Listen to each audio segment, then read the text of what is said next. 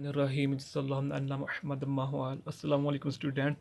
आज का जो हमारा टॉपिक है वो है फोर्स और current carry conductor in a uniform magnetic field. इसको आज इंशाअल्लाह कंप्लीट से डिस्कस करेंगे, इसमें कोई चीज़ भी नहीं रहने देंगे। ओके, तो सबसे पहले टाइटल देखते हैं। टाइटल में क्या है कि जो कंडक्टर है वो करंट कैरी होना चाहिए, कंडक्टर में से करंट पास करना चाहिए। अगर तो दूसरी बात है कि जो मैग्नेटिक फील्ड होना चाहिए वो यूनिफॉर्म मैग्नेटिक फील्ड होना चाहिए। अगर ये दो चीज़ें इसमें से नहीं हैं तो हमारा प्रोसेस नहीं होगा। ओके, तो ये मैंने शॉर्ट लिखा है, इस सब कुछ शॉर्ट लिखा ताकि आपका टाइम बच सके और स्पेस भी बच सके। A current carry conductor and external magnetic field. एक करंट कैरी कंडक्टर, चूँकि जब किसी कंडक्टर में से करंट गुजरता है तो इसके इर्द गिर्द मैग्नेटिक फील्ड खुद खुद प्रोड्यूस हो जाता है, क्रिएट हो जाता है। तो जब उसी कंडक्टर को एक एक्सटर्नल मैग्नेटिक फील्ड में रखेंगे तो तब क्या होगा, तो as a result the force experienced by conductor, तो उस वक्त कंडक्टर एक फोर्स एक्सपीरियंस करता है। ओके, वो कैसे करता है, क्यों करता है, किस वजह से होती है, तो अब हम देखते हैं। आगे की एक्सप्लेनेशन है। A copper road copper rails hot show magnet and magnetic field in vertical direction. इसका मतलब क्या है कि हमारे पास एक कॉपर रोड होना चाहिए, एक मटीरियल है हमारे पास, हमारा कॉपर रोड होना चाहिए। ये कॉपर रोड है, ये कंडक्टर है, ये कॉपर का बनाना चाहिए। आगे कॉपर रेल जो हमारे पास है, ये रेल्स हैं, ये दो, ये हमारे किसकी होनी चाहिए, कॉपर की बननी चाहिए। ये भी कॉपर की, ये दोनों कॉपर, ये भी दोनों कॉपर्स की। ओके, तो दूसरी शो बात हॉर्स मैग्नेट। अगर इसको हम रीअरेंज करके लिखेंगे, क्योंकि मुझसे सही डायग्राम नहीं बन सकी, तो अगर आप इसको रीअरेंज करके बनाएंगे तो हम आप हार्श मैग्नेट की जैसा ये डायग्राम बनेगी। Okay, and magnetic field in vertical direction. तो ये जो मैग्नेटिक फील्ड है वो हमारे वर्टिकल डायरेक्शन में है, ये वर्टिकल डायरेक्शन में है। अगर हम इसको, मैं इसको आपको इजीली दिखाना चाहूँ तो, और या ये भी देखिए कि जो रेल्स हैं ये बैटरी के साथ कनेक्टेड है। मिसाल के तौर पर ये देखें, ये हमारे पास दो रेल्स हैं। ओके, जो ये हैं। ओके, तो इस पर तीसरा कंडक्टर ये है। सही हो गया, ये दो रेल्स हैं, ये कंडक्टर है। तो ये दो जो रेल्स हैं ये बैटरी के साथ कनेक्टेड है। ओके, जब और यहाँ मैग्नेटिक फील्ड अपवर्ड डायरेक्शन में है, अपवर्ड वर्टिकल डायरेक्शन में, यहाँ से ऊपर की डायरेक्शन। तो जब हम बैटरी को ऑन करेंगे तो करंट, क्योंकि ये यहाँ पॉजिटिव टर्मिनल है, तो करंट ऐसे पास करेगा, इसमें करंट गुजरेगा, फिर ऐसे, फिर ऐसे, फिर ऐसे, फिर ऐसे, ऐसे होगा। तो अब हम यहाँ देख सकते हैं करंट इस डायरेक्शन में है इधर, तो मैग्नेटिक फील्ड डायरेक्शन इस डायरेक्शन में है, तो एंगल यहाँ क्या बन रहा है 90। तो 90 एंगल मैक्सिमम होता है साइन के लिहाज से। तो यहाँ फोर्स एक्सपीरियंस करेगा कंडक्टर इस डायरेक्शन में, राइट हैंड साइड पर। कब, जब बैटरी को ऑन करेंगे यहाँ करंट गुजरेगा तो फोर्स एक्सपीरियंस करेगा ये कंडक्टर इस डायरेक्शन में। और अगर इस टर्मिनल को अपोजिट कर देंगे, ये पॉजिटिव इधर कर, नेगेटिव टर्मिनल इधर कर दें, तो करंट इस डायरेक्शन में गुजरेगा, तो फोर्स फिर इस तरफ डायरेक्शन में हो जाएगी। ओके, तो आगे इसकी तो चीज़ें हैं कि ये किस चीज़ पर डिपेंड करता है। तो पहली बात है कि फोर्स है जो इस कंडक्टर पर लग रही है, जो इस कंडक्टर पर इस डायरेक्शन में, तो वो करंट पर डिपेंड करता है। करंट ज़्यादा होगा तो फोर्स भी ज़्यादा होगी। अगर लेंथ है कंडक्टर की ज़्यादा तो वो फोर्स ज़्यादा होगी। अगर मैग्नेटिक फील्ड है ज़्यादा तो वो फोर्स भी ज़्यादा होगी। और एंगल 90 का है तो मैं फोर्स मैक्सिमम होगा। अगर एंगल ही ज़ीरो है या, तो फोर्स भी नहीं मिनिमम होगी, लो ज़ीरो होगी, क्योंकि साइन ज़ीरो ज़ीरो होता है।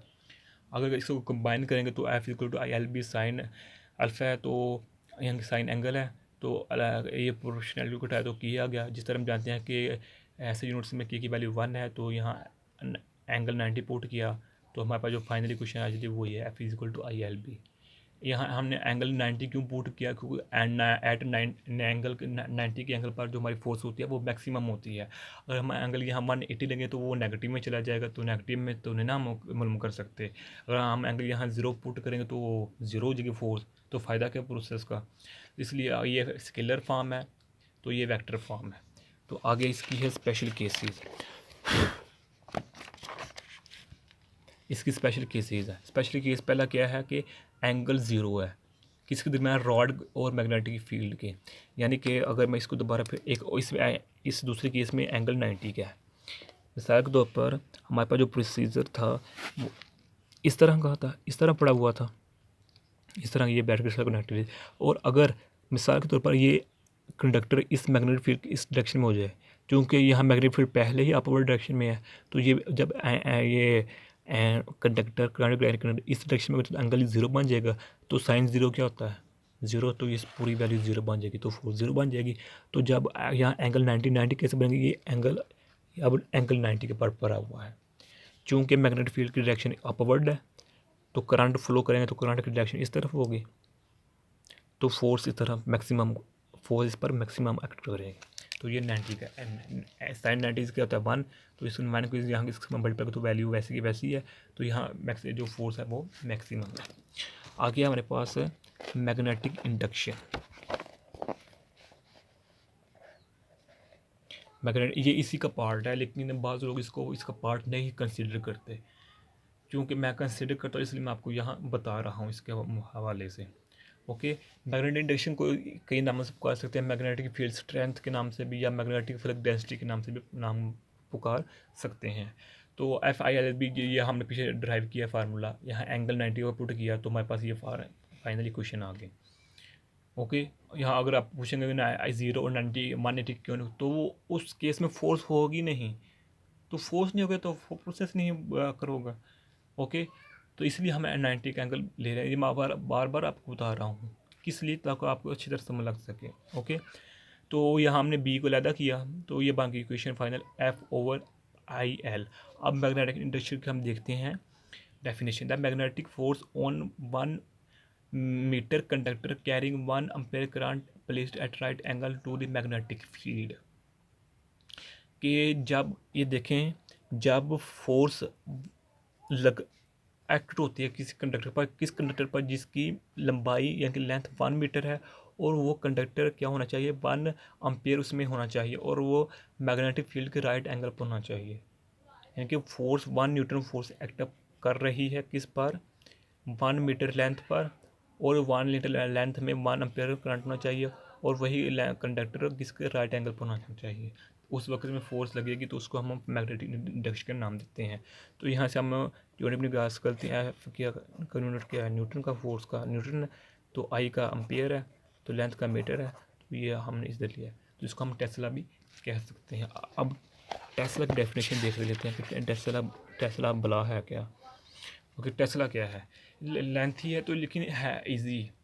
If 1 Newton force acts on a conductor of length 1 meter placed at right angle to the field when 1 ampere current passes through the conductor। मतलब कि एक वैन जब एक न्यूटन फोर्स, मिसाल के तौर पर ये कंडक्टर है, इस पर 1 न्यूटन फोर्स अमल कर रही है, तो कैसे क्या होना चाहिए? 1 न्यूटन फोर्स इस पर अमल तो कर रही है, तो ये कंडक्टर 1 मीटर लेंथ का होना चाहिए, यहाँ से लेकर 1 मीटर, और इसी कंडक्टर को राइट एंगल पर होना चाहिए। किसके? मिसाल के तौर पर ये मेरी जो फिंगर मैग्नेटिक फील्ड है, तो इस पर राइट एंगल होना चाहिए, 90 का एंगल होना चाहिए। ओके, तो तीसरी बात इसमें है कि इसमें से 1 एम्पेयर करंट होना चाहिए। तो उस वक्त में 1 न्यूटन इस पर फोर्स अमल करेगी, तो उसी को प्रोसेस को हम टेस्ला का नाम देंगे। तो ये हम फार्मूला लिखा है 1 tesla equal to 1 newton 1 ampere 1 metre. तो हम इसको इस तरह भी लिख सकते हैं। ये आज की हमारी वीडियो थी। अगर अच्छी लगी है तो सब्सक्राइब लाजमी कीजिएगा। अगर आपने अभी तक हमारे चैनल सब्सक्राइब नहीं किया तो लाजमी सब्सक्राइब लाजमी कीजिएगा, लाइक कीजिए, शेयर कीजिए। और आप अगर कोई बात बताना चाहते हो, कोई मशवरा देना चाहते हैं, तो एडवाइस देना चाहते हैं, तो कमेंट भी लाजमी कर सकते हैं।